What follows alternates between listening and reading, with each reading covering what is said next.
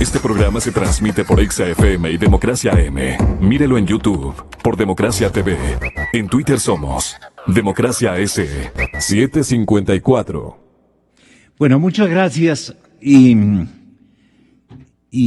a todos ustedes, señoras y señores, mucha atención porque podemos obtener una nota muy interesante en cuestión de instantes.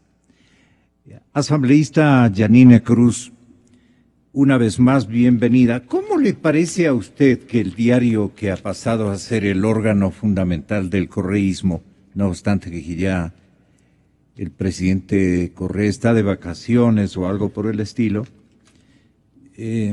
pone en primera plana y alude el allanamiento de la señora fiscal subrogante, Tania Moreno, no obstante que ya estaba aquí el titular, le encargan, no se pensaba en encontrarse con un obstáculo de 11 pisos de por medio, pero como pueden apreciar, y de hecho ya han apreciado la mayor parte de nuestros oyentes y televidentes del país, a través de los diferentes medios de comunicación hemos visto a la doctora Tania subirse 11 pisos con las justas y bueno, cumplir con el objetivo que dispuso la presidenta, su colega presidenta de la Comisión de Fiscalización del Parlamento.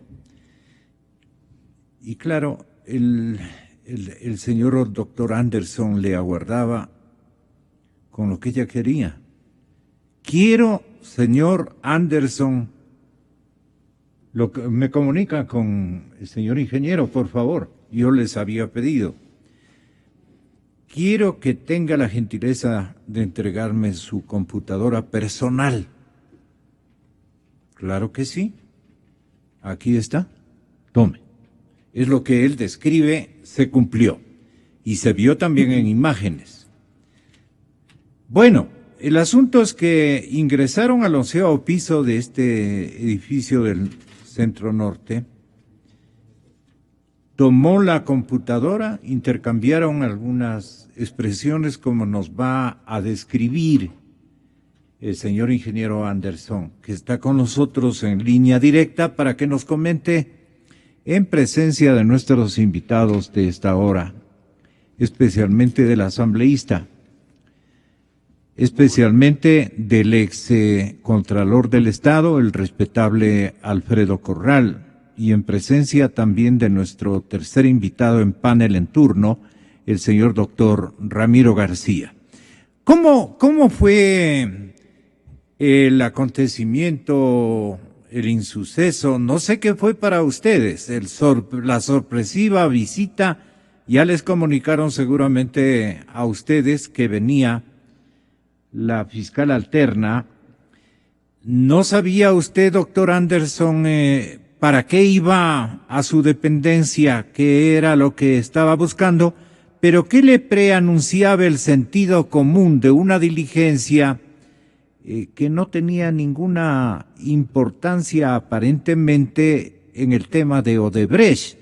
Ellos no quieren avisar lo que tienen ya prácticamente rescatado del tema Odebrecht. Ellos tienen incluso, me refiero a la Fiscalía, Yanine, tienen los nombres ya, absolutamente toda la lista, con una carta de disculpas de parte de la compañía Odebrecht al pueblo ecuatoriano por este mal suceso, mal acontecimiento, no sé cómo hayan puesto la comunicación. Tienen todo eso, pero instruye la presidenta de la comisión, su compañera, la presidenta de la comisión de fiscalización, instruye y suben 11 pisos, no obstante que separaron los ascensores. Perdone, ingeniero Anderson, ¿ustedes tienen algo que ver en la suspensión de las máquinas que se pararon en el momento en que iba la señora doctora Tania Moreno. Le he hecho un montón de preguntas. A ver si nos cuenta cuál es la verdad de este sorpresivo acontecimiento que interesa naturalmente a la ciudadanía para colegir situaciones. Muy buenos días. Está escuchándole la asambleísta que va a intervenir. Muy buenos días con todos. Buenos días, Gonzalo. Bueno, vamos a empezar. El allanamiento del día de ayer fue para nosotros absolutamente sorpresivo. De hecho, no sabíamos. Yo en ese momento no estaba en la oficina, estaba en otras gestiones fuera de la oficina. Y claro, me llamaron con esa urgencia para que acuda porque ya habían entrado al edificio los señores de la Fiscalía. Sí, lamentamos muchísimo, porque justamente por ese aspecto sorpresivo de que digamos, la señora fiscal tuvo que subir los 13 pisos. Si hubiéramos sabido que iba a ir, por supuesto, hubiéramos dado todas las facilidades para que eso no ocurra. Y lo lamentamos muchísimo. Le pedimos le pido a nombre de Metro de Quito disculpas, porque bueno, subirse a 13 pisos, eso requiere de un estado físico sorprendente. Sí. En todo caso, ¿Usted no se ha subido los 13 pisos? La verdad es que nunca he subido los 13 pisos. Entonces, en fin, pero debe haber ocurrido algo con la administración, porque nosotros, Metro de Quito, solamente utiliza un par de pisos ahí dentro del edificio y claro, no administramos. Pero en todo caso, repito, pedimos disculpas a la doctora Moreno que tuvo que pasar ese inconveniente. Pero bueno, en lo importante. Pero la doctora Tania llegó hasta su oficina y ¿qué le dijo? Bueno, tuvimos una conferencia con la doctora en el sentido de que me presentó la orden de allanamiento y el contenido de esa orden de allanamiento. En lo sustancial requerían información de las computadoras, información sobre los correos electrónicos, tanto institucionales como personales míos y de el señor Juan Ramón García, que es un exfuncionario de la empresa. ¿Qué estaba archivado en esa computadora? En la computadora estaban archivados, en esencia, dos tipos de cosas, ¿no? Por un lado, los correos institucionales de la empresa. Entonces, esos correos son correos que reflejan el día a día de la administración de la empresa. ¿A qué llaman ustedes día a día? Por ejemplo, ¿qué tipo de documentos conservan ahí? Por ejemplo, las cartas que se envían a los distintos bancos, los correos con los bancos multilaterales. Nada de Odebrecht, de que en últimos días usted recibió y... No, yo no. ¿Le escribieron, digamos, desde la firma brasileña, le escribieron a ese computador? No, jamás. Jamás, porque nuestra relación es con el consorcio conformado por Acciona y Odebrecht. ¿Pero usted gerencia ese consorcio de alguna manera? Perdón, ingeniero. ¿Usted gerencia ese consorcio? No. ¿Usted es gerente de la obra? Sí, permítame que le explique. Ya. Y pueda explicarle esto a la audiencia. Yo soy el representante de la empresa metropolitana Metro de Quito. La empresa metropolitana Metro de Quito es a su vez la administradora del contrato para la construcción de la fase 2 del Metro de Quito.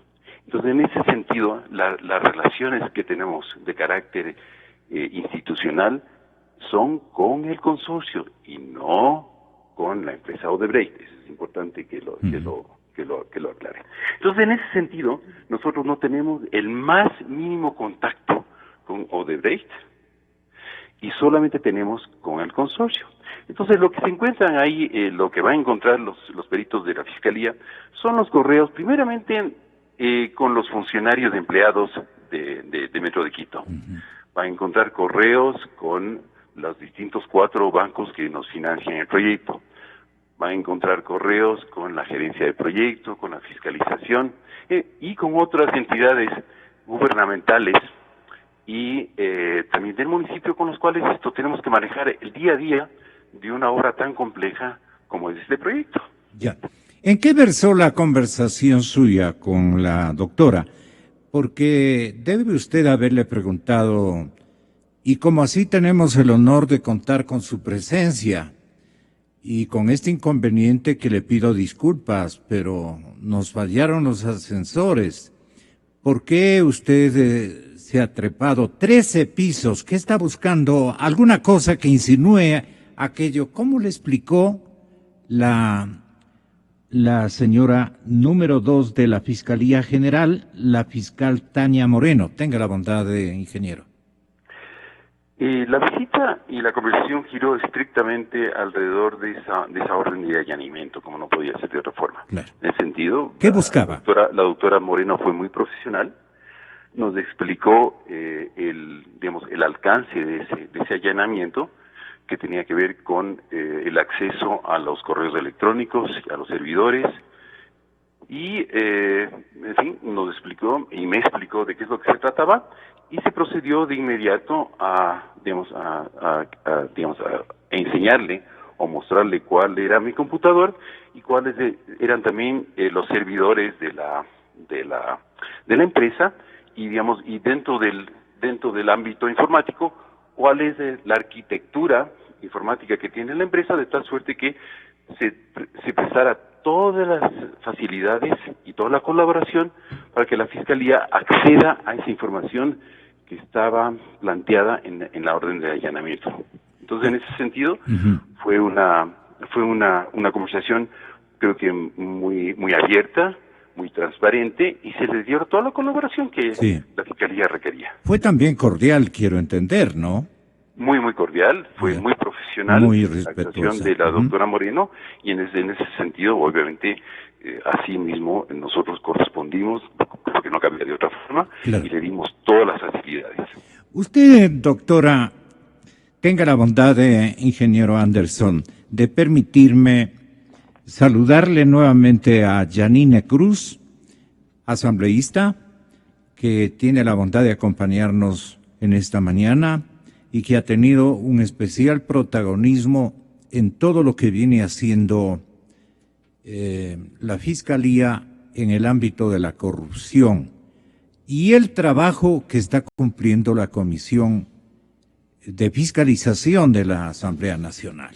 Ahora, usted podría, señor asambleísta, en su condición de fiscalizadora constitucional, usted es la fiscalizadora constitucional, tal vez advertir algunas circunstancias o solicitarle algún tipo de informe al señor Anderson. Muy buenos días, estimado Gonzalo. Bienvenida. Un abrazo con toda la comunidad ecuatoriana. Es un gusto poder compartir con el doctor Alfredo Corral y el doctor Ramiro García. Bueno, primero hay que iniciar señalando algo. Las indagaciones fiscales se iniciaron el 19 de mayo y a nosotros nos sorprenden el 2 de junio.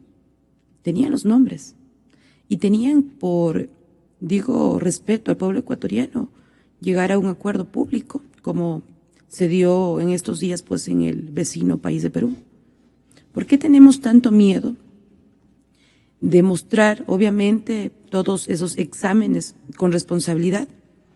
Y considero oportuno, por ejemplo, que la Comisión de Fiscalización sabía que este tema de Odebrecht empezó en el año 2015. Y mire usted, el ex fiscal Chiriboga tenía la responsabilidad en este caso de dar las investigaciones, que dicho los ecuatorianos recordamos que él se comprometió a realizar las mismas, pero no ha pasado absolutamente nada. Y mire, yo voy a ser muy crítica.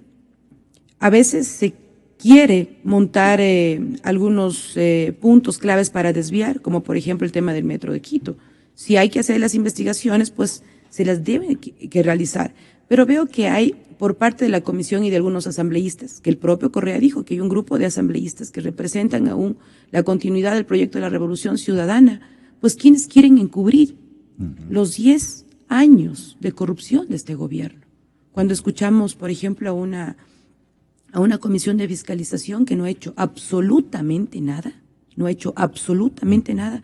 Ahora sí tratamos un poco de demostrar que queremos luchar con la corrupción. Habían antecedentes, por ejemplo, del tema de la Ruta Viva. ¿Qué hizo la presidenta?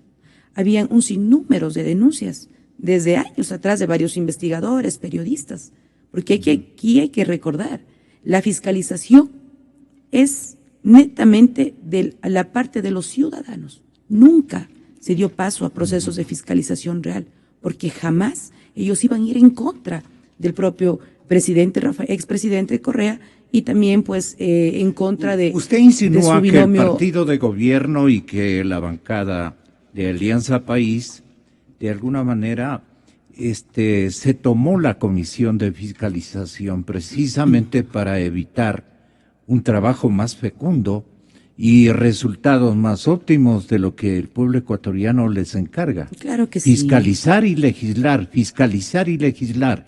La primera obligación se la olvidó a plenitud a la señora presidenta de la comisión, María José Carrión.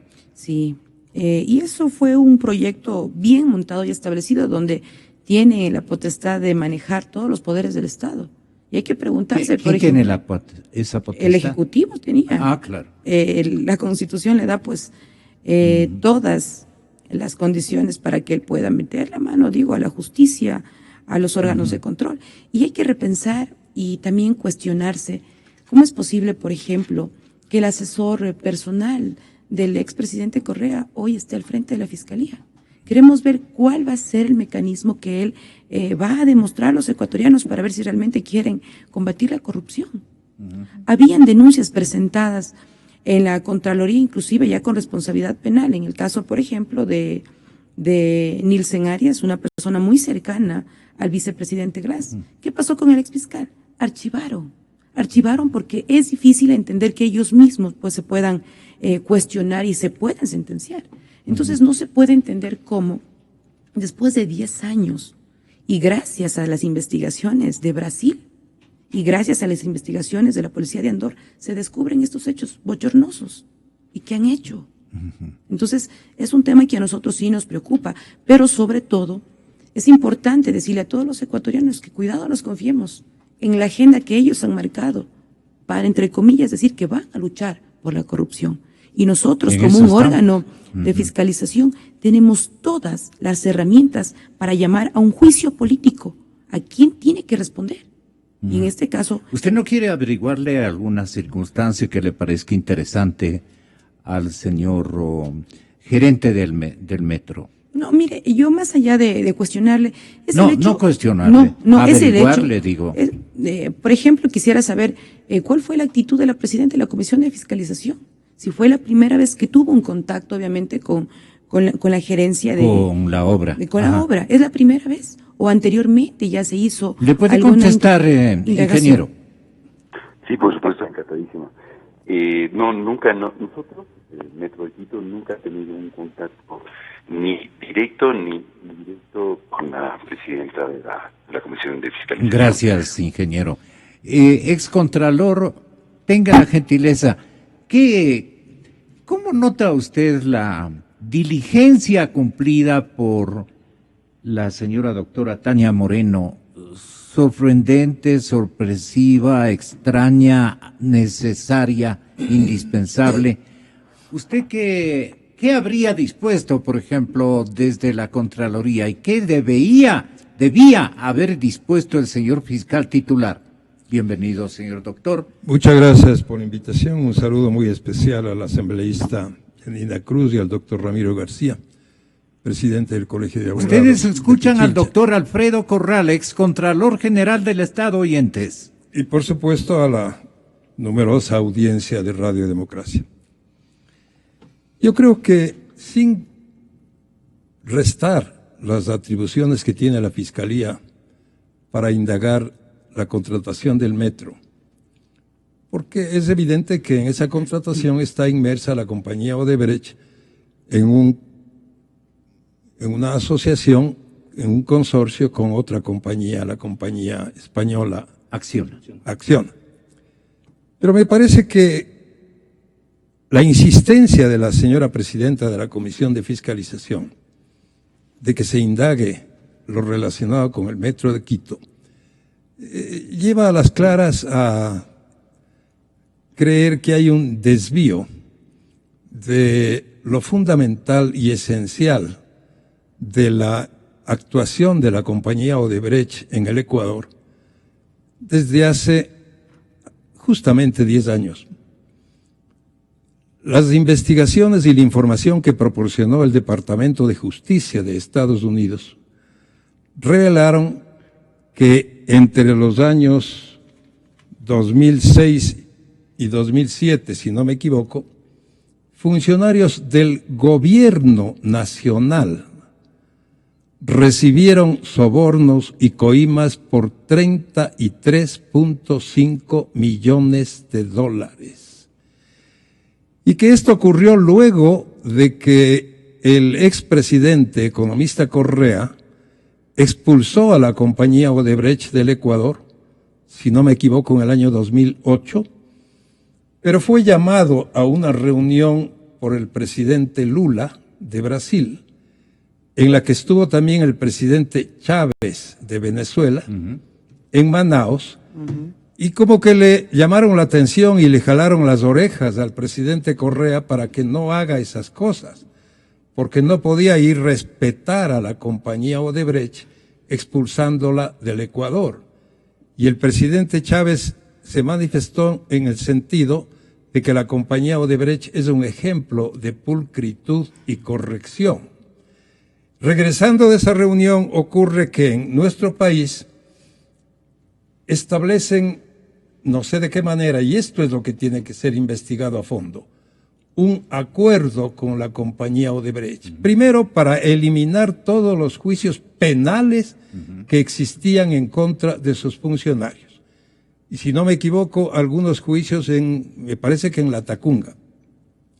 Luego, para que la Contraloría elimine o desvanezca todas las glosas que previamente había determinado. 8 glosas. Y no es que la compañía Odebrecht pagó el valor de las glosas, sino que éstas fueron desvanecidas por la Contraloría General del Estado. Le dieron unos capillos al país, como, exactamente, 20 millones de dólares. Y como consecuencia de aquel acuerdo al que llegaron con la compañía Odebrecht, le adjudicaron nuevos contratos, si no me equivoco, por un monto aproximado a 1.500 millones de dólares, aparte, completamente aparte de la contratación del Metro de Quito, que ocurre mucho tiempo después, cuyo monto asciende, me parece que a 1.500 o 2.000 millones de dólares. Entonces, el centro de la investigación tiene que estar en el sistema de contratación que existía en Ecuador, un sistema de contratación corrupto, mediante el cual funcionarios públicos del gobierno recibieron coimas y sobornos por montos altísimos de dinero, llevándose en sus bolsillos en lugar de preocuparse por cumplir a cabalidad las funciones que desempeñaban en forma honesta y correcta.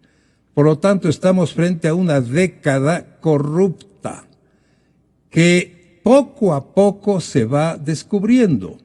Como ya pasaron las elecciones, ahora sí ya se dice que el señor fiscal tiene toda la información recibida en Brasil y ya seguramente a través de un contacto... ¿Qué dice esa información que tiene el señor fiscal Vaca? No la sabemos.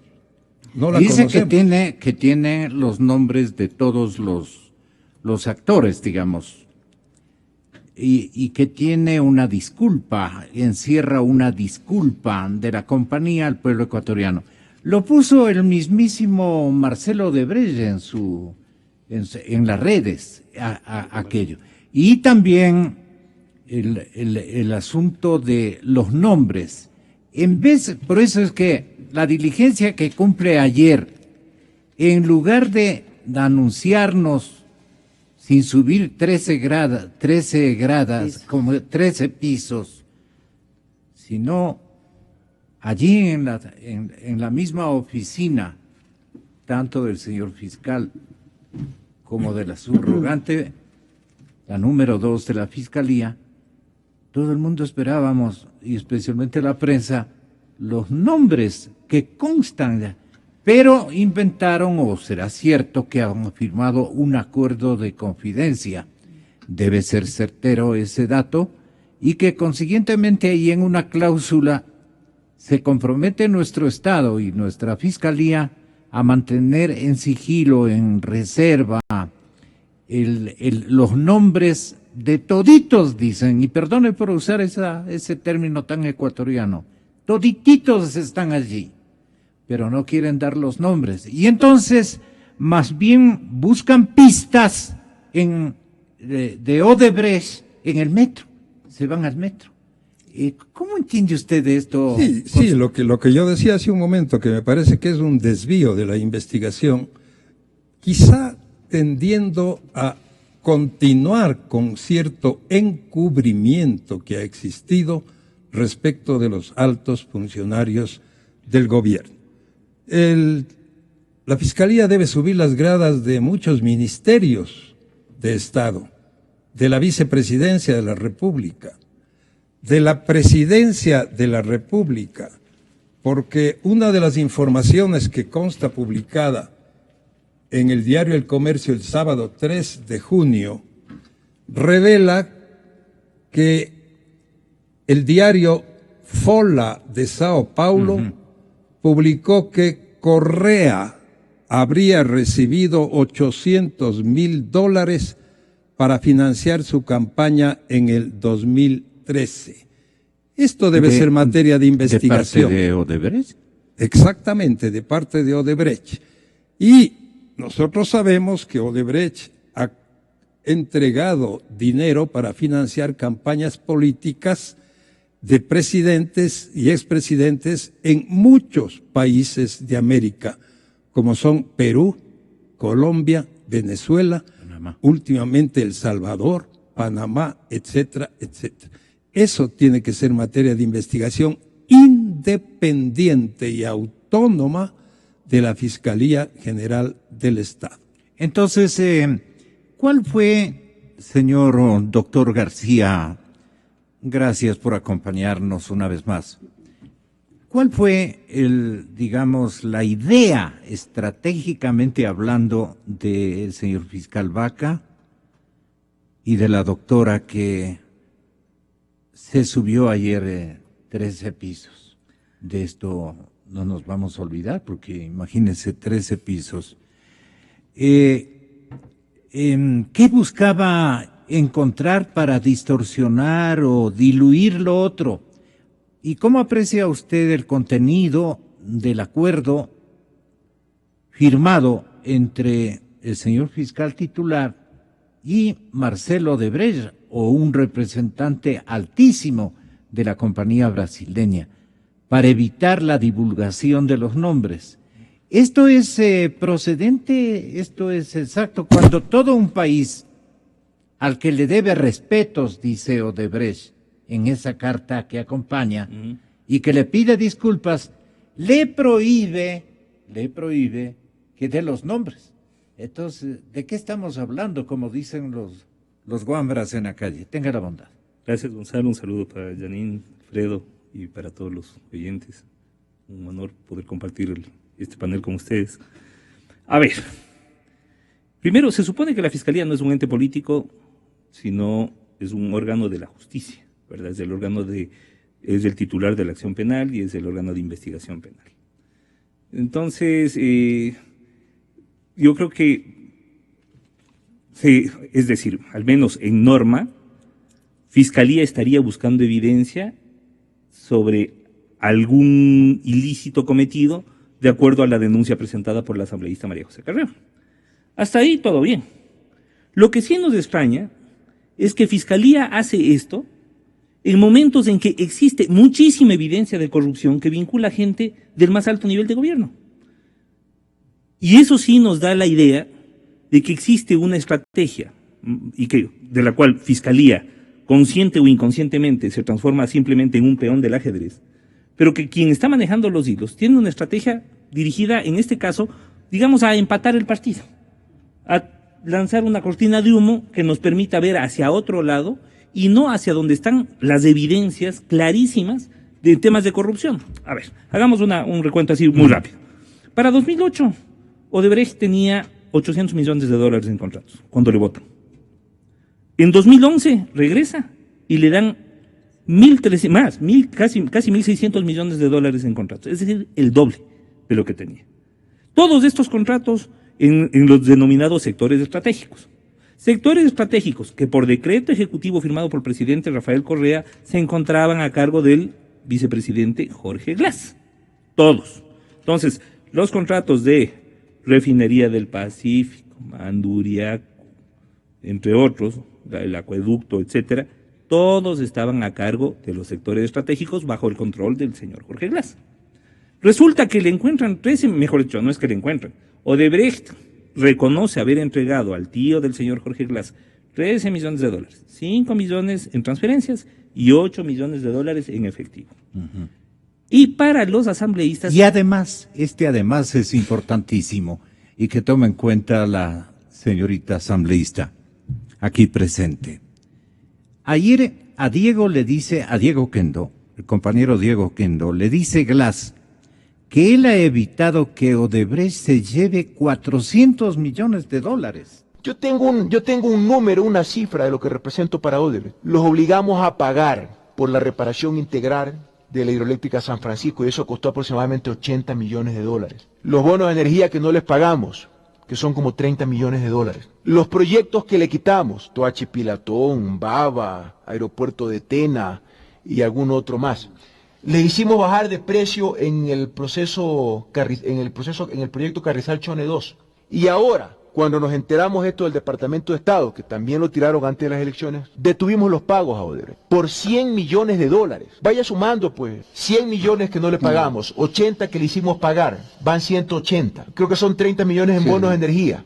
Le adjudicamos el contrato del puerto de Manta, pero como consideramos, porque ganaron el concurso, pero como consideramos que era muy costosa la oferta, a pesar de adjudicado, no firmamos el contrato, 200 millones más. O sea, Glass para Odebrecht representa un perjuicio probablemente de 400 millones de dólares. Sin duda nuestro vicepresidente es un prócer, definitivamente. O sea, yo creo que debemos reconocer su vocación de lucha contra la corrupción. En todo caso, el tío cogió 13 millones de Odebrecht, pero hay un problema, que el tío no era funcionario. Pero él le hizo desembuchar, perdonen por el término muy ciudadano, 400 millones. De lo cual le estaremos eternamente agradecidos. Pero vamos a los 13 millones que Odebrecht dice que pagó al tío del señor Glass. El tío del señor Glass, del señor Rivera Arauz, no era ni funcionario público, ni tenía ningún control respecto de los contratos de Odebrecht. La pregunta es, ¿cómo así Odebrecht le entrega 13 millones de dólares? Donde además, de acuerdo, lean el acta de la audiencia de formulación de cargos, la señora fiscal repite lo que dice Odebrecht, y Odebrecht dice que le entregaron esos 13 millones de dólares en razón de su parentesco con un alto funcionario de gobierno. Y eso está ahí en el acta y según los señores asambleístas, según la presidenta de la Comisión de Fiscalización, no existe evidencia alguna que ligue. Es decir, ellos están buscando 3 pruebas. 1, que exista depósitos en la cuenta del funcionario público. 2, que haya entregado factura por la coima. Y 3, que lo haya hecho ante notario. Mientras eso no pase, no existe actos de corrupción. O sea, con todo respeto, estamos en horario familiar. ¿Puedo decir una cosita? No están viendo la cara de pendejos. Así de sencillo. No están viendo la cara de tontos a todos. Temas más que evidentes. O sea, aquí está claro que se le está queriendo endosar toda la culpa. Hay y meter preso. Un ejercicio de subestimar también. Pero por favor, nos están subestimando a todos, pues. Están subestimando la inteligencia de la ciudadanía. O sea, aquí se le está tratando de echar toda la culpa al sacristán que cogía la plata y no al cura que vendía las indulgencias. Eso es lo que están haciendo. Uh-huh. Entonces, bueno, a ver, o sea, yo creo que ya es hora de decir basta. Y basta de estos distractores. Perdone, doctor, ¿usted tiene alguna inquietud con respecto a la diligencia cumplida por la Fiscalía ante la empresa Metro Vea que les allanen a ellos y que allanen todo lo que quieran. Porque lo tengo en línea y yo quisiera rescatar sí, también de parte a mí me parece, inquietud. me pareció hasta gracioso la forma en que los recibieron, porque además pasaron ahí las tomas, donde les entregaron, solo les faltó sentarse a tomar cafecito y creo que hasta les invitaron a algún café. Les entregaron toda la información que quisieron, todo lo que pidieron. Bueno, es decir, fue una diligencia y yo creo que para la fiscalía tenía que descansar 13 pisos. Sí, por supuesto. No, y qué bien que hay un poquito de ejercicio no nos cae mal a todos. Yo creo que usted va a tener que apagar los ascensores cuando nos invite. Eso nos va a mejorar. Subirse unos 26 por día, pero bueno, el asunto, digamos. Insisto, el asunto es que esta diligencia no está basada en ningún documento entregado por la empresa Odebrecht. Está basada en la denuncia presentada por la asambleísta María José Carrión, presidenta de la Comisión de Fiscalización actual y de los últimos 2 años, que no ha hecho absolutamente nada en los temas ni de refinería de Esmeraldas, ni de Odebrecht, ni de refinería del Pacífico, ni de Petrochina, ni de intermediación petrolera. Todos esos temas se los han pasado por las galletas durante 3 años. Y ahora dicen, hemos descubierto algo. El alcalde compró la casa al contado. Bueno, primera cosa, comprar una casa al contado, hasta donde yo tengo entendido, y como abogado, no es ilegal, para empezar. Segundo, por favor, díganos si es que el origen de esa plata fue ilegal. Y si es que es así, procesenle penalmente. Y si es que hay temas de Odebrecht en el metro, que, ojo, además, hay que tomar en cuenta que el 70 u 80% del proceso contractual lo manejó la administración del alcalde Barrera. Entonces, bueno, vamos a ver, si es que alguien cogió plata, que nos digan quién. Pero empecemos por lo que tenemos, pues. La empresa Odebrecht, ayer, aparte de la disculpa, nos dice clarito, en otras palabras, a nosotros ya no nos molesten, no nos pidan más información, porque toda la información la hemos entregado al fiscal. El fiscal tiene todo. Entonces, si el fiscal tiene la lista de todas las personas que han cobrado, pero además, ojo, cuidado con el testaferrismo. Porque no es que, ningún presidente o vicepresidente, ningún ministro es tan tonto, bueno, hay algunos pocos que sí, pero normalmente no, que van y piden la plata directamente, siempre mandan a un mensajero. Entonces, ojo, lo que vamos a ver en esta lista de Odebrecht es una lista de recaderos, de mensajeros, una lista de testaferros. Y claro, la pregunta es, ¿cómo se liga el testaferro a la otra persona? Primero, el testaferro es aquella persona que no tiene ninguna función pública, o teniendo la función pública, no tiene ningún control respecto de los contratos. ¿Verdad? Y sin embargo, recibe una cantidad. Sin embargo, recibe una cantidad enorme de plata a nombre de otra persona que sí es funcionario y que sí tiene el control sobre los contratos. Entonces, es cuestión de establecer la ligazón, la relación entre el testaferro y la persona para la cual iba la plata. Que no nos vengan a decir que el mensajero era el que recibía la plata y el que se tragaba la plata y que eso no se repartía. Perdóname, eso es vernos la cara de tontos. Así que, por favor, el señor fiscal ahorita ya tiene la cuenta del señor Rivera, a la cual le transfirieron $5 millones. Entonces, quisiéramos saber, por favor, de esa cuenta, ¿a qué transferencias o qué pagos hicieron? Eso nos gustaría saber. De platas no le preguntaron nada a la administración de la obra Metro de Quito. Le pregunto de nuevo, bueno, no el mismo tema, pero le pregunto, molestándole de nuevo, señor ingeniero, tenga la bondad. Y esta es la última molestia para que usted continúe dedicado a sus actividades importantes. Tenga la bondad. Muchísimas gracias de esto, Gonzalo. Gonzalo. ¿Me puede usted reformular? Porque no lo entendí bien la pregunta. ¿Me la puede reformular si fuera tan amable? Sí. ¿De qué aspectos le preguntaba o platicaron ustedes con la ministra subrogante? ¿Cuál le dijo era el objetivo especial de indagación, de investigación, a la que tiene o tenía y tiene todo el derecho del mundo ejercitar a nombre de la Fiscalía General del Estado? ¿Qué asuntos de Odebrecht le consultó? ¿Sabe qué? En honor de la verdad, no hubo explicaciones en ese sentido. ¿No hubo tampoco interrogantes de parte de ella? ¿No le dijo a qué iba? ¿Solamente le dijo, venimos a capturar su computador? Así fue. Nos hizo una explicación sobre la orden de allanamiento, el contenido de esa orden de allanamiento, el alcance de ese documento, y se procedió a todas las gestiones, ¿no?, que derivan de esa orden. Entonces, y usted para sí se dijo, a ver, la señora fiscal viene a tratar de endilgarnos o de unirnos al escándalo de la corrupción, pero vía el Metro de Quito. ¿Qué imaginó usted de esta diligencia cumplida por Fiscalía? Bueno, en lo personal uno puede ¿Qué supuso usted? Muchísimas especulaciones, pero eso cae dentro del campo del campo especulativo. De la intimidad incluso. Entonces, la imaginación aquí no cuenta, lo que cuenta son los hechos. Y los hechos son que los peritos van a buscar esto y investigarán todo lo que hay en esa computadora y hallarán las cosas del día a día que uno tiene en el manejo de un proyecto tan complejo como este. Pero lo que sí me gustaría, y aprovecharía yo para explicar a la ciudadanía, es de que este suceso, este allanamiento que tuvimos del día de ayer no afecta en lo más mínimo al proyecto. ¿Por qué? Porque todos los días se generan planos, se generan cálculos, esos cálculos son traducidos a la obra. Este rato hay 37 obras abiertas a lo largo del centro, del norte y del sur de la ciudad. Trabajan cerca de más de 3,000 personas en forma directa, cerca de 10,000 personas de manera directa e indirecta. Las 2 tuneladoras están en funcionamiento, la tercera está siendo ensamblada. Se han desembolsado cerca de $280 millones en planillas.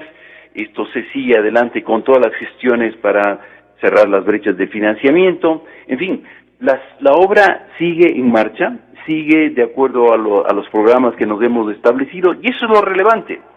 Lo relevante es de que queremos cumplir en plazo, en tiempo y sobre todo en la calidad que se ha propuesto esta obra, que significa un tremendo impacto para la movilidad de la ciudad. Mientras tanto, obviamente todos los inconvenientes que se dan por las obras, obviamente que generan desvíos de tráfico, les pedimos a la ciudadanía que nos tenga un poquito de paciencia. Son obras temporales, pero que resultarán en un beneficio enorme para la movilidad de la ciudad. Aquí hay un tuit que nos llegó el día de ayer, no recuerdo la hora, pero dice literalmente, y lo he entregado a usted a ver si es amable en darle a conocer a la ciudadanía, doctor García. Sí, es un tuit de la asambleísta María José Carrión que dice: Metro de Quito y demás familiares en primer y segundo grado de consanguinidad. Recuerden, estas peticiones vienen desde el 2016. Entiendo yo que lo que está solicitando es que se revisen las cuentas de los familiares en primero y segundo grado de consanguinidad del señor alcalde, que de lo que tengo entendido, sus padres, entiendo que fallecieron, por lo tanto serían de sus hijos, que creo que el mayor tiene como 10 años. El papá. Y el segundo, el papá falleció. Sí, falleció. Hace mucho tiempo. Y en segundo grado me imagino que serán sus hermanos. Claro. Pero vea, lo que investiguen a quien tengan que investigar. Y me parece bien que se inicie una investigación sobre y sobre todas las obras contratadas, tanto por el municipio como todos los gobiernos autónomos centralizados. Está muy bien. Pero lo que me parece de risa es que se quiera priorizar el inicio de una investigación en donde no tienen absolutamente nada de lo que vemos, respecto de otras en donde tienen la declaración juramentada, el testimonio juramentado rendido ante la justicia brasilera y estadounidense, de la mayor empresa constructora de Latinoamérica, en donde se señala cómo entregó coimas país por país y funcionario por funcionario, y a quién entregó y para quién era. Toda esa lista ya la tienen Claro. y dicen, esperemos un ratito y vamos a ver si es que los hermanos del alcalde de Quito tienen alguna cosa por ahí que podamos usar para procesar. Por favor, yo Ilustre creo que ya. presidenta de la comisión, ¿qué tiene usted allí? Sería bueno que le comunique en un próximo tuit a la ciudadanía. ¿Por qué usted instruyó de esa manera? ¿Qué duda tiene usted de los familiares? Más que eso, si tiene alguna evidencia, que la muestre. O sea, claro, si es que hay alguna claro. evidencia de que algún familiar del alcalde de Quito, el que sea, ha cogido plata y que tiene guardada en sus cuentas dineros provenientes de Odebrecht o de algún contratista. Háganos conocer a Claro, todos. como pasó, por ejemplo, en el caso de los funcionarios de Petroecuador del correísmo, que se demostró que habían recibido coimas por decenas de millones de dólares en cuentas en el exterior, específicamente en Panamá. Igual, acá, a ver, por favor, muestren eso. Pero mientras tanto, hablemos de los 13 milloncitos que ya efectivamente se declara por fundamento y hablemos como exigió ayer el ex candidato presidencial, don Guillermo Lasso. Exigió en su intervención o en su encuentro con los periodistas que se debe entregar la lista de presuntos beneficiarios de coimas con Odebrecht. Esto dijo en los siguientes términos. Se dice que se va a luchar contra la corrupción, pero ¿qué hacen? No nos entregan a los ciudadanos la lista de los presuntos beneficiados de las coimas de Odebrecht. Y no podemos permitir que actúen bajo el pretexto de reserva, protegiendo o creando impunidad a favor de los corruptos en el Ecuador. Por lo tanto, la Fiscalía tendrá la obligación de entregar esa información a la Asamblea Nacional. Y si no lo hace en su momento, serán los ciudadanos los que vamos a exigir en las calles la entrega de esa información para conocer la lista de los pícaros y corruptos que se han beneficiado durante los últimos años en la administración pública. Y que no nos vengan con el cuento de que no hay traductores en el Ecuador. El fiscal ha sido muy claro al advertirnos que no solo es el caso de Odebrecht, que también hay otras empresas. Y si no tienen traductores, los ciudadanos les vamos a ofrecer traductores del chino al español para que nos cuenten la verdad de lo que ha sucedido. Asambleísta Yanine, tenga la gentileza, todo lo que quiera usted establecer y decirnos. Bueno, primero señalar algo, que no solamente deberíamos centrarnos en el tema de Odebrecht, sino en otras ¿Y usted contratos. está indagando otros ámbitos? Por ejemplo, el caso Caminosca, que ya ha sido conocido por muchos, inclusive políticos, activistas y periodistas. Resulta que cuando uno hace la investigación del caso, encontramos que hay dos nombres, y justamente hay una parte de este litigio internacional donde se habla de una persona llamada Vidrio, hay un nickname, y luego aparece Jorge Glass. Pero él en la entrevista con Diego Kendo bromeó porque dicen que se encuentra en la lista de Caminosca, pero no existen pruebas. Y no, pues a ver, si la prueba ya es... Háganos oír esa partecita, hágale oír a la asambleísta. Si están... Ahí el banquero Lasso me puso un desafío, vaya y firme que no tiene nada que ver con Caminosca, porque también estoy en la lista de Caminosca, yo voy a aparecer hasta sobre eso tengo también... yo voy a aparecer hasta en la lista del Supermaxi, pues cuando usted vaya a hacer las compras, no, usted va a ver ahí, no verá pollo, queso, huevos y glass. ¿Por qué contra mí la cosa, pues? Y por supuesto que se ha tomado mi nombre, pero ¿por qué no lo prueban? ¿Por qué no lo prueban? Porque no hay pruebas. Cuando hay corrupción nosotros la denunciamos también. ¿Asambleísta? Bueno, primero tengo que rechazar, no se puede un tema tan delicado convertirlo en una burla. Tras esa ironía, perdóneme que le diga, hay muchos ecuatorianos sin una plaza de trabajo. No se ha dado las garantías ni siquiera a la educación. Y vienen y hablan de la manera tan irresponsable comparando una lista con una lista de Supermaxi. Y claro, el típico discurso de tratarse de ir con la banca, pero viven mejor que banqueros. Y segundo término, tiene que responder el vicepresidente Glass, por la única razón que hay el decreto 15 firmado por el expresidente Correa, donde se le da en el artículo 2 justamente el control y supervisar los sectores estratégicos y que no hay pruebas, se presentó en la Fiscalía este litigio internacional. Es por eso que nosotros vamos a requerir la presencia del vicepresidente en la Asamblea para poder entender y que él justifique cómo es posible que su tío tiene 13 millones de dólares. Entonces yo creo que, como decía Ramiro, no nos pueden seguir viendo la cara a los ecuatorianos y aquí tienen que responsabilizarse quienes han estado al frente de esos contratos millonarios. El tema de Odebrecht son 30 y pico millones. El tema de los contratos con Petrochina, hidroeléctricas, etcétera. Debe responder el vicepresidente Jorge Glass. Y aquí un llamado, pues, perdóneme, a la Comisión de Fiscalización. Y con el pasar de los días vamos a ver cuál es la conducta de la Asamblea Nacional por parte del oficialismo. Si va a seguir encubriéndolo al vicepresidente o si realmente vamos a combatir la corrupción. No podemos caer en un juego, perdóneme, un show trazado por el oficialismo donde se sigue. ¿Qué cree usted puede hacer el presidente Moreno ya con todos estos elementos? El presidente Moreno no ha salido para nada a defender ni a su vicepresidente, ni tampoco al otro implicado, el asambleísta Albornoz. ¿Qué significa? Ellos saben perfectamente. Y yo le voy a recordar a usted y a todos los ecuatorianos. ¿Sabe, presidente Moreno, quiénes son los verdaderos pecadores? ¿Usted cree que nos, por supuesto? Y mire, hay un audio del hermano del expresidente Correa, donde él, de hecho, se pidió que vaya a la fiscalía a comparecer. Él decía que Odebrecht ha sido una de las empresas que financió la campaña de su hermano Rafael Correa Delgado. Entonces, ya sabíamos, está el hermano del expresidente Correa señalando eso, aparece el tío del vicepresidente y quieren decirnos que realmente son inocentes. Por favor, yo creo que hay que respetar un poco más la conciencia de todos los ciudadanos. Nosotros sabemos quiénes son los que están atrás de esto y vamos a investigar para dar con los responsables. Y Majo, ¿qué papel cumple este momento en la Asamblea? Bueno, yo creo que hay asambleístas que llegaron para encubrir errores del pasado. Y hay ellas asambleístas que están ahí para protegerse con la inmunidad. Y el hecho de que en estos 2 años... ¿Y la expresidenta de la Asamblea?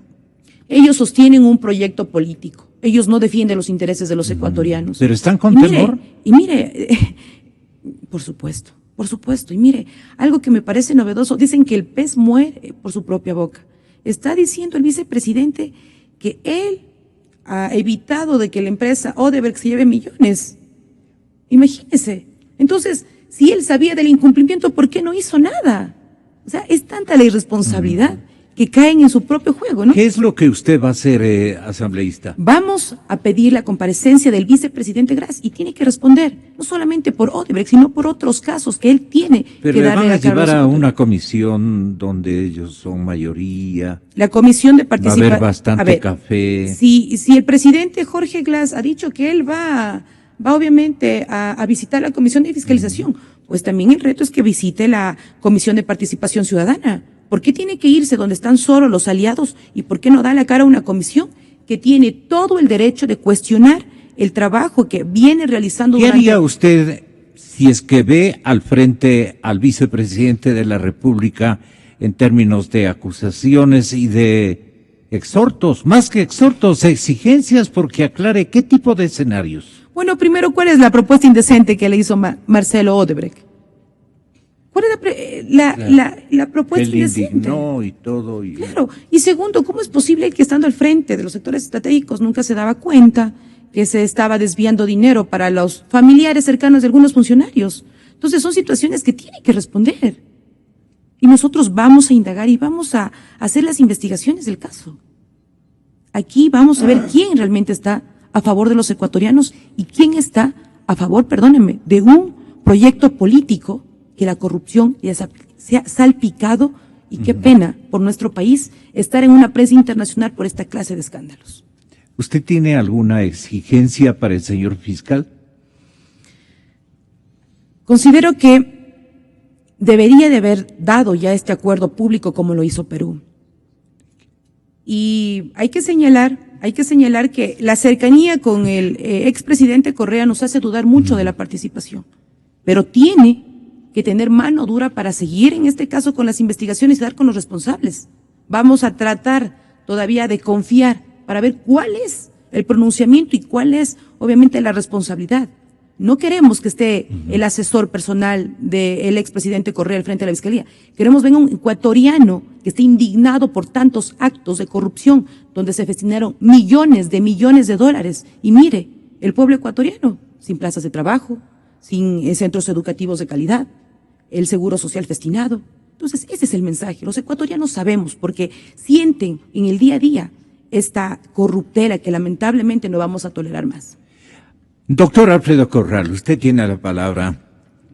Tenga la gentileza. Todo esto nos conmueve a los ecuatorianos, al punto que yo, con su venia excontralor, quien debía ser el nuevo Contralor General del Estado, en lugar de el que sabemos ahora en Miami, era el respetable caballero guayaquileño, y así lo anunció el candidato presidencial, Enrique Herrería. El doctor Herrería tiene estos puntos de vista. Él habría ajustado su intervención a ocupando ese cargo de fiscal general. Más bien yo le preguntaría, señor doctor Enrique Herrería, ¿cuál podía haber sido, en un caso como estos, su actitud, el ejercicio de iniciativas que usted y emprendimientos jurídicos y de derecho y de búsqueda de justicia y de búsqueda de sanciones y de investigación propiamente dicha, si usted hubiera sido el fiscal general de la República? Perdone por recordar un ofrecimiento muy merecido que públicamente le comprometió el candidato perdedor, o que se dice fue el perdedor de la última contienda. Entonces, sí vale la pena conocer cuáles podían haber sido sus principales iniciativas, en lugar de las que nos está exhibiendo el señor fiscal doctor Vaca.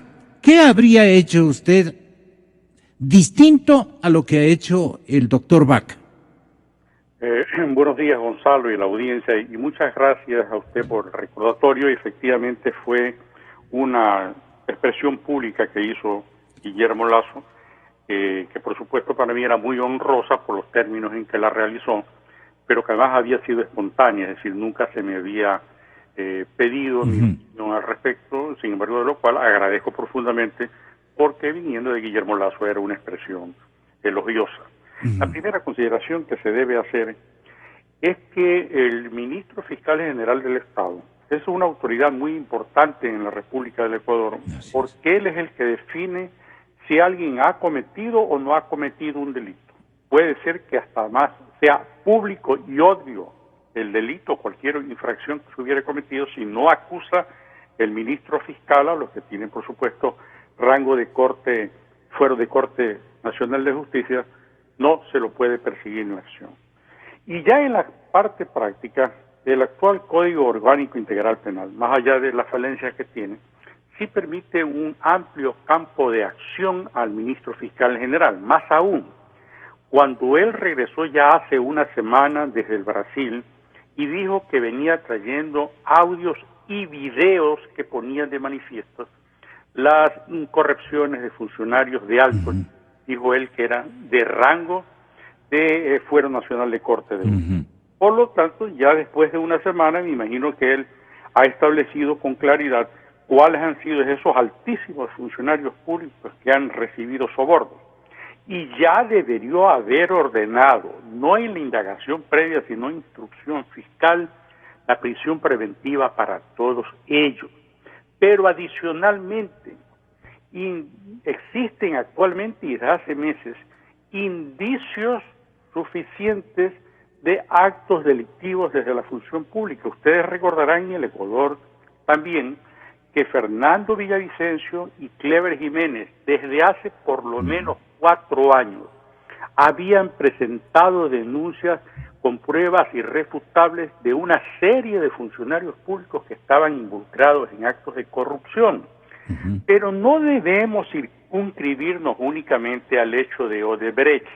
Mire usted que una persona que ha tenido durante por lo menos 12 años de relación con el expresidente Rafael Correa, estoy hablando de Carlos Pareja Yanuseli, decía él que los atracos que han ocurrido en el caso Odebrecht son una cosa insignificante respecto a los atracos en el sector petrolero. ¿Y quién expresa eso? ¿Quién ha estado vinculado 12 años al sector petrolero?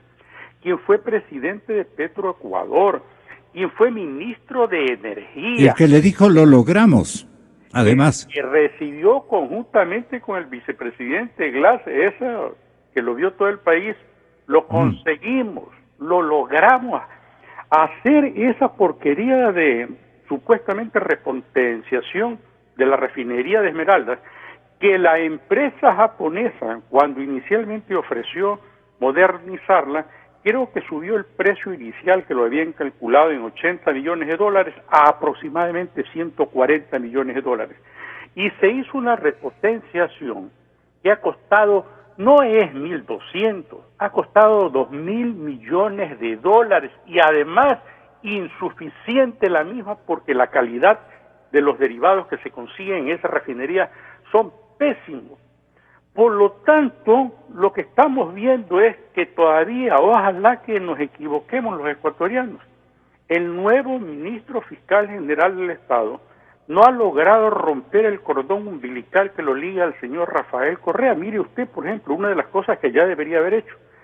Debía haber iniciado un proceso penal en contra de Galo Chiriboga por el delito de perjurio. Galo Chiriboga, en sus declaraciones patrimoniales juramentadas, cuando iniciaba un cargo y cuando lo terminaba, nunca declaró que tenía una empresa en la ciudad de Panamá, en el paraíso fiscal al que tanto alude el presidente Correa. Entonces, no se está haciendo absolutamente nada. Yo creo incluso que esas personas del sector privado, a las cuales se las tiene apresados, pueden ser unos simples chivos expiatorios, porque usted mire una cosa, a esas personas se acusan de haber participado como intermediarios en la entrega de los sobornos, sin embargo, de lo cual al principal implicado, a quien se han presentado suficientes elementos de convicción o hasta pruebas de haber recibido por todas partes millonarias cantidades, hay $22 millones que está en un banco de los Estados Unidos, también producto no de Odebrecht ni de negocios petroleros, sino de otro tipo de negocios, a ese señor se le da arresto domiciliario, que no es una obligación imperativa del juez, es una potestad discrecional que tiene el juez. Sí. Pero a un señor con ese grado de peligrosidad social, se lo envía a su casa, donde cómodamente tiene acceso a Internet, y a conversar con quién sabe qué tipo de personas con poder político que se encuentren implicados, en el propósito de vender su silencio. Y tenga usted la seguridad que por ahí encontraran algún tipo de salida leguleya, como ya ocurrió con, lo recordarán los ecuatorianos, el ministro Carrión. Aquí la primera sentencia que se le impuso por haber cometido el delito de peculado, se inventaron que había una descripción penal que se llamaba peculado atenuado, y ese peculado, que tiene penas altísimas sobre los 10 años, le pusieron apenas 3 meses de prisión. En consecuencia, los ecuatorianos estamos viendo que esta cosa que nos llenó de complacencia, las primeras declaraciones del licenciado Lenín Moreno de un combate a fondo contra la corrupción, que además era una intervención quirúrgica para extirpar este cáncer, está quedando solamente en lo meramente declaratorio. Ok. ¿Por qué no, de alguna manera sugerimos y encargo a su nobleza, excontralor Alfredo Corral, de que le mencione con nobleza, con respeto, que lo tenemos todos, al distinguido ciudadano ecuatoriano que hoy ocupa la primera magistratura del país, que dé unos pasos hacia adelante, que le resultan bastante complicados dadas las circunstancias, pero que él tampoco está en una situación de complotado con los del otro lado. Es decir, hay una polarización evidente, una polarización que se va descomponiendo aún más, cuando se ve que un ala del partido de gobierno está liderado por el expresidente que no cesa de tuitear, que no cesa de contradecir, y el señor presidente titular, que más bien disimula con nobleza las cosas que están ocurriendo. Pero va a llegar un momento en que pueda reaccionar, doctor Corral. Estamos frente a un andamiaje de corrupción establecido en la década que esperamos haya terminado. El señor presidente actual ha dicho que va a realizar cirugía mayor contra la corrupción. Y todo el país está de acuerdo con ello. Que lo haga. Que lo haga. El pedido de ayuda a la ONU para combatir la corrupción es positivo. En la comisión que designa... No ha informado la canciller, no obstante, todavía ¿qué no es lo que arregló exacto. con el señor presidente de la ONU? ¿No? Exacto, todavía no tenemos ninguna información sobre ello. No le mandamos la comisión de transparencia que designó el señor presidente actual es positiva en el sentido de que puede ayudar a prevenir la corrupción porque no les da facultad investigativa. Pero no pueden estar en la comisión personas que han sido funcionarios de alto nivel del gobierno anterior y que continúan siéndolo en el gobierno actual, porque simplemente no pueden tener la independencia que se requiere en una comisión de esa naturaleza. Usted nos pasó, Gonzalo, hace un momento un audio en el que le oímos al señor vicepresidente de la República en términos tales como le hicimos devolver a la compañía Odebrecht tanto. ¿Aquí está? Sí. Aquí está el señor. Le adjudicamos tanto. Tenga la bondad de hacernos escuchar, caballero. Yo no he contratado nada. Yo no soy parte de los comités de contrataciones y no estoy evadiendo ninguna responsabilidad. Estoy diciendo hechos reales. Yo no soy parte de ningún proceso de contratación. Carlos Pareja Yanuseli, luego gerente de Petroecuador y ahora ministro de Hidrocarburos. Indudablemente este es un logro de tu esfuerzo, querido Carlos, la patria te lo reconoce. Alex Bravo, nuestro nuevo gerente de Petroecuador, esmeraldeño de 34 años, joven de la generación del conocimiento. Lo hicimos, lo conseguimos. Esto era, lo logramos, lo hicimos, lo conseguimos, pero bueno, un ejercicio de buena fe, doctor Corral. Ese aplauso al exministro Carlos Pareja Yanuseli no solo fue del señor vicepresidente, también fue del señor presidente. Cuando era ministro le llamó a consultar si acude o no a la asamblea que le habían solicitado su presencia. Y el señor presidente le dijo, acude, no hay problema, yo te respaldo. Y a los pocos días el señor Pareja Yanuseli abandonó el país, pese a que seguramente ya se inició una indagación fiscal. A lo que yo iba es a que el señor vicepresidente dijo, como protagonista de los hechos que ocurrieron, le hicimos devolver tanto, no le pagamos tanto, es decir, él está demostrando su poder que tiene en el sistema de contratación pública ecuatoriana. De cuando acá el señor vicepresidente ordena que a una compañía contratista no le paguen determinada factura, o se declara protagonista de no haber adjudicado o de haber adjudicado determinado contrato. Y en cuanto a la iniciativa de la Comisión de Fiscalización actual para indagar hechos de corrupción, yo aplaudo. Pero, ¿qué ha pasado con la Asamblea Nacional en su complicidad que ha tenido con el Ejecutivo para realizar actos que han ayudado a que la corrupción campee en el país? Como ha declarado el señor Contralor Carlos Polit cuando dijo, en este gobierno se mantiene la corrupción. Y como lo ha reconocido el señor expresidente Rafael Correa, cuando dijo, somos los responsables políticos de la corrupción. Somos, o sea, todo su proyecto político. Pero la Asamblea Nacional quitó a la Contraloría y a la Procuraduría la obligación de emitir informes previos para la contratación pública, a pedido del señor presidente de la República, estableció en el actual Código Orgánico Integral Penal que la Fiscalía no podrá iniciar indagación si no tiene un informe previo del Contralor General del Estado en donde se establezcan indicios de responsabilidad penal. Eso es absolutamente absurdo a mi juicio, porque si bien la Contraloría tiene esa facultad, no puede ser un requisito previo de procedibilidad que tenga que haber el informe de Contraloría, porque ¿qué ocurre si la Fiscalía tiene conocimiento de que un funcionario público está robando los dineros del Estado y no puede actuar porque no tiene el informe previo del señor Contralor General del Estado? Se me terminó el tiempo. Muchas gracias, asambleísta, muy amable por estar aquí.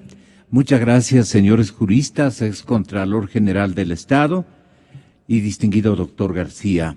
Qué pena. Hasta mañana, señoras y señores, buscando la verdad. Yo creo en la radio.